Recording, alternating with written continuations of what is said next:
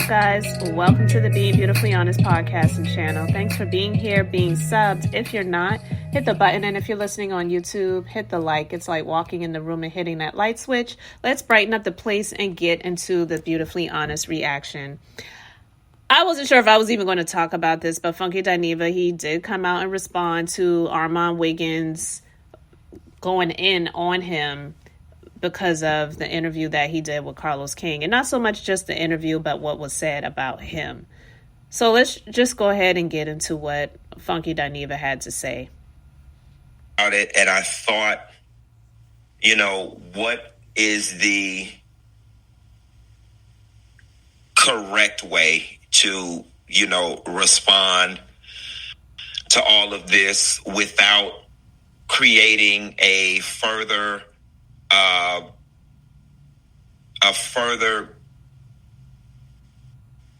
crap storm of the situation. And I'm gonna start off by saying, honestly, I'm not even upset.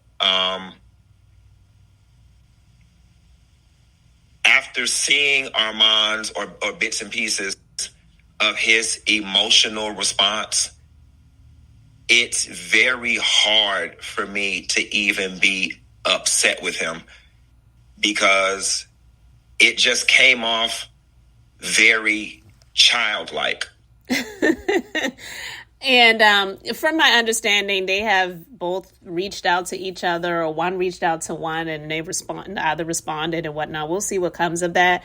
But right there is pretty much one of the reasons why Armon, I feel like, kind of went off. Because Armon was just in a space of don't try to sun me, because he was, acting as if he was speaking from a space of maturity and, big brother to little brother, sort of situation. But I feel like one of the reasons why Armon did that was because if you were so much of a big brother to me, then why didn't you reach out to me directly versus doing this sit down interview with somebody talking about me? And yeah, you can't help the questions that you are asked, but you can help the responses that you give. And sometimes the best response is no response. And for him to even speak on him, Armon kind of felt like, why are you even talking about me? Because you weren't really looking out for me like that. So don't act as if that's what you were doing. So him saying it came across childlike, pot meat kettle, because we know that Funky Dineva has definitely been there and done that. And Armon is younger than him. Armon is not a little boy. So I'm not saying he's, a kid, but for those who know, because Funky Dineva's been online for a long time at this point, he's got a whole lot of stuff where he's put out there where people could say that it came across as very childlike as well. Even up to recently, which wasn't a month ago, but when he was on Fox Soul's TGIF and he was going off on Chloe Bailey, that was extremely childlike, but hey, what do I know? And from where I sit, it literally would be the equivalent of me being upset with one of my nephews. You know what I'm saying? It's to be quite honest, and even to this point, I am still a supporter of Armon. I can't even bring myself to be mad or bothered by the situation. I'm if anything, I'm just highly disappointed because I'm shaking my head and I'm like, the very thing that I was trying to give you some constructive criticism on was the very thing that you exemplified. You just had an all-out fit. And here's the thing. I'm not telling anybody that they don't have the right to be upset or they don't have the right to be mad or they don't have the right to feel any type of way, because he does. But what I saw and a part of his response was somebody who was hurting. What I think is unfortunate is you have two people, myself and Carlos King, who have the ability to garner a lot of attention in the urban pop culture space, And there are a lot of eyeballs on that interview and the subject that is TGIF. And I think that is one of the reasons why he was so pissed off about it, because it's like, yeah, I know that. So why even speak on me, especially when your tenure at TGIF didn't even involve me? So, yeah. Both fans, networks, and producers. And I just find it unfortunate that you could not find it somewhere in yourself to hold it together and present yourself slightly better than that with all these people that are watching and that want the tea and that want the salaciousness. And you played right into it and totally exemplified what I said, which was a lack of maturity. And, while I did not mean to hurt your feelings or hurl it as an insult, and I didn't think you take it that way, I further support what I said. It's a complete lack of maturity. So, and I also believe that's one of the reasons why Armon was so mad, because he knew that Al was good friends with Funky Dineva, and we now are privy to Al's breakdown and meltdown behind the scenes, which was extremely immature and unprofessional. If we're going to give anybody a label, let's do it. Let's give labels out all around. Let's pass them all out. So him responding to Armon in this way to pretty much say, I stand on what I stand on and I said what I said. Well, you're not going to really get anywhere if you continue to not hold Al accountable, but because Al is his friend, he's not going to do that. And yeah, he may not have been there when that breakdown happened behind the scenes, but you can't tell me that Funky Dineva wasn't privy to some things when it came to Al being on there. But because they are more friends than he and Claudia, which if I were Claudia, and I'm sure she does feel this way, I would be pissed about it, because she said, unless she's lying, which she said she doesn't lie, I'm just saying what she said. I would be upset with these two people that I created this concept, brought them on board, and then they turn around and link up together and come against me, making me the ops. Armon, I was very kind and gracious in my words about you and your talent. I actually think fairly highly of what it is that you do. Here is what I know. I don't know the ins and outs of what was going on over there after I left. I don't know what all you are experiencing. I don't. You and a lot of other people are absolutely right. The only information that I am and was receiving was from Al. Claudia and I are not in relationship, and I did not talk to any other producers after I left the show. So there is a world where my perspective on things can be a bit askew. However, coupled with what I experienced while I was there, while it may be one-sided, I highly doubt that it's so one-sided to the point where my assessment of it still was unfair.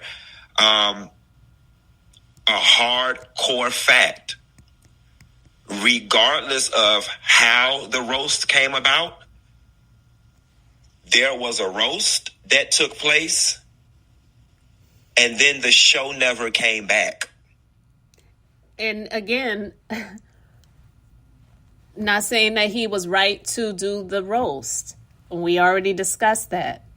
But Al's feelings, his feelings, everything has been about Al's feelings. And we as adults, a lot of us go through a lot of heavy stuff, and we have to show show up on our jobs, show up in our businesses. We have things that we have to handle and take care of. Business, it doesn't stop because of our feelings and the emotions of what we are going through in our life. And a lot of us are going through a lot of heavy stuff in life, and we still have to show up.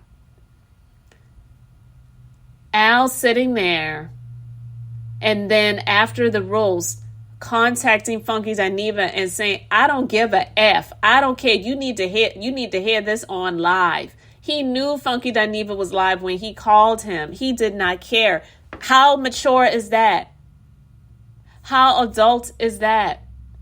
How unemotional is that? You know what I mean? So, and we're talking about someone that's at least 20 years older, at least 20 years older than Armon. I'm not giving Armon a pass because of his age, but I'm saying if we're going to talk about maturity, they say with age comes wisdom. That actually is not true, because just because someone gets older doesn't mean that they gain wisdom. They have gone through enough, I feel like, life experiences to be able to absorb the wisdom, but a lot of people don't absorb it. They don't receive it. It bounces off of them. So they want to stay ignorant and foolish forever, you know, because that's who they are. This is who they always been. And it's like, at some point you should grow up and take some accountability and, you know, have some responsibility in your life. But for Al to be all emotional like he has been on that set of that platform that he had the opportunity to be a part of, it wasn't a right. It was a privilege. The entitlement of the privileged is absolutely insane. And I don't have any tolerance level for it whatsoever. There was a roast that took place, and the show never came back. So it is reasonable for one to conclude that the roast was a contributing factor in the show not coming back. So what I'll say is I do believe it was a contributing factor, but I do believe Al 100% contributed to that. And that show was on its way out. And I can't wait to, you know, really get into that and talk about that. But Funky Dineva coming out to respond to Armon, it pretty much kind of doubled down on what he was saying. It was just to, I feel like, poke his chest out to say, I ain't no punk. And ain't nobody going to, you know, keep me silent. I said what I said. But also, in a lot of ways, because he is a man and also a gay man at that, I sometimes just kind of feel like he was a bit softer in his response to him than he would have been another woman. When I say another woman, like he's one, but I'm just saying a woman. But my friend did send me a clip at the end where Armon was crying, and he was saying that nobody knows what he was going through. So fucking mad. He was catching it on all ends or both ends or something to that effect. And I 100% agree with him. And the position that you found yourself in, Armon, was the very position I was trying to prevent you from being in. Hence why I gave you all the information that you needed to navigate that space. And what Armon claimed was the information that was given to him was watch out for Claudia. Nothing was said to him about Al. And we already know what was done by Al and the allegations, I should say, of how Al tried to get him to be disposed of from the panel and felt like the show was becoming too gay, and whatever that meant, you know, was just very weird when it wasn't too gay when Funky Dineva was on there, right? So to me, it doesn't sound like he was wholeheartedly looking out for Armon, and he claims that he did the things that he did by putting out the social media post and whatnot to help protect Armon's position and whatever, but I don't know if I agree with that. That's the thing. And like, people are watching. So now he's volatile. He's going to be uneasy to work with. Whenever we hire him, he's going to go off of the deep end. And that's why I'm extending grace, compassion, empathy, and sympathy for you. Like, dog, you got to step that maturity piece up, Armon. Say it with love. Now, you can read me for filth again. You cannot heed to it. But I promise you, there's no ill intent. I've been there. He absolutely has been. And let's be clear, he's been there probably around the same age or close to it that Armon is right now. So I'll say this. I'm not saying that everyone has to go through these types of things at a certain age. And sometimes none of us may go through any of that stuff. It doesn't even have to be something that we have to go through if we get the right stuff to prevent us from even going there, or we don't have situations that happen in our life that would cause us to go there. But Funky Dineva's response to Armon, in my view of things, I just felt like he had to do it so that it didn't look like he was running scared, which a lot of people felt like he was not going to respond to Armon because of the way in which Armon did come, out on him. Because I'll be honest, I could have missed some things over the years, but I don't think I've ever seen anyone go off on Funky Dineva the way that Armon had gone off. I've seen some people that might have made like a social media post or something along those lines, but nothing like this. And even the social media post wasn't anything where it was like kaboom, right? And we do know that he has gotten flack for his views on certain things like Blue Ivy, his commentary about Blue Ivy, commentary about Chloe Bailey, and, not just them. There's been some other things too. But I just feel like he felt like he needed to do that because he could not show that he was weak to anyone about anything because of the high that he's on right now with feeling like, yeah, I'm that, you know what? So respect me, put some respect on my name. And even like Carlos King implied, people need to bow down. No, nobody needs to bow down. He is a person just like you and I. I don't care how many people you may have on your platform and how much money you may be making or whatever. And unfortunately, with Black people, it seems that's the standard as to who deserves respect. Well, that person, they're making more money than you making. Do you know how ignorant you sound when you say things like that? Because the bigger they are, the harder they can fall, sweetheart. Like, seriously. And you have a whole lot more to lose. So you really need to be careful about how you go up and how you treat people and, and things like that. And the ego, pride comes before fall. I'm not speaking that on him, but I'm just basically saying humility will take you a long way. And I'm not saying humility means you don't speak about what you've achieved or, how far you've come in your career or anything like that. Absolutely tell your story, share it. But there's a level when it comes to that. And there's a line that some people do cross where it's just like, okay, enough is enough. And for him to be that one that was saying, I don't watch any other content creators or whatever. So, and some people just need to sit the F down. Just like he got on here with his wigs and lipstick and was doing what he was doing. Anybody else can get on here if they choose to and create a platform to do what they do. And it doesn't mean that it's going to not be received by some people. Some people may not get the views and the numbers that he gets, but it's not even really about that for everyone. Some people, they just are doing what they do. And I believe Armon, he has come on here with a purpose and a vision and all of those things. And that's good. It's good to have a vision and a purpose, but also, yeah, you do have to get to a point where you take the losses as lessons. I always say that. You don't take the losses as failures, take the losses as lessons, but learn from them, because if you don't learn the lessons, then you're more than likely going to go through these things again at some point. And who wants to keep taking the same test over and over again? Go through it and pass the test.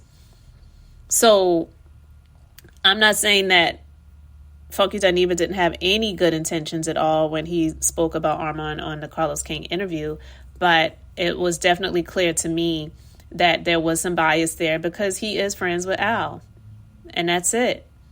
So I believe that also contributed to Armon's feelings on Funky Dineva and why he did this burn session on Funky Dineva, reacting to that interview the way that he did. So let me know your thoughts. Thanks for liking and subscribing. Beth, just being beautifully honest. So until next time, I wanted to keep it brief, beautiful, and now I'm going to say bye.